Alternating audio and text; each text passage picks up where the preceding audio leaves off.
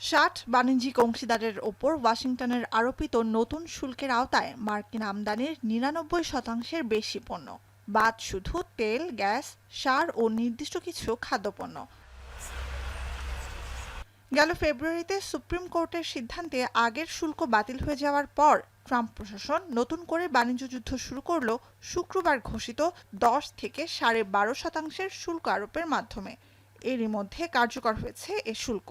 বাণিজ্যে জোরপূর্বক শ্রম ঠেকাতে ব্যর্থতার অভিযোগে এই শুল্ক আরোপ, যদিও অভিযোগ প্রত্যাখ্যান করেছে সব দেশ।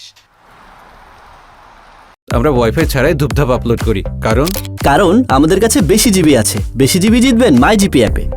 যুক্তরাষ্ট্রের নতুন শুল্ক বড় আঘাত রপ্তানি খাতে বাংলাদেশের শীর্ষে থাকা তৈরি পোশাক শিল্পের ওপর।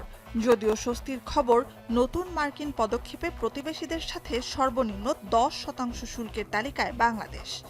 একই সঙ্গে চীন, ভিয়েতনাম ও থাইল্যান্ড সহ প্রধান পোশাক রপ্তানিকারক প্রতিদ্বন্দ্বীদের তুলনায় বিশ্বে, বিশেষ করে যুক্তরাষ্ট্রের বাজারে প্রতিযোগিতায় এগিয়ে যাওয়ারও সুযোগ পেল ঢাকা।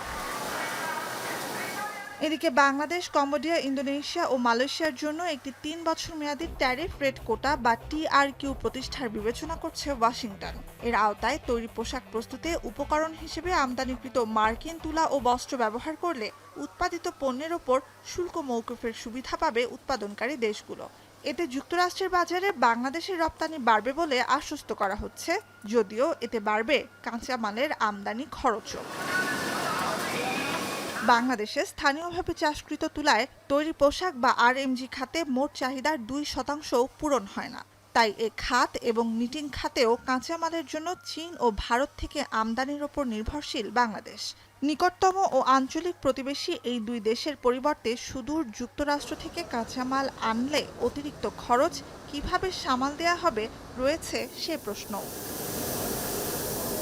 নুজহাত কামাল, এখন বিশ্ব।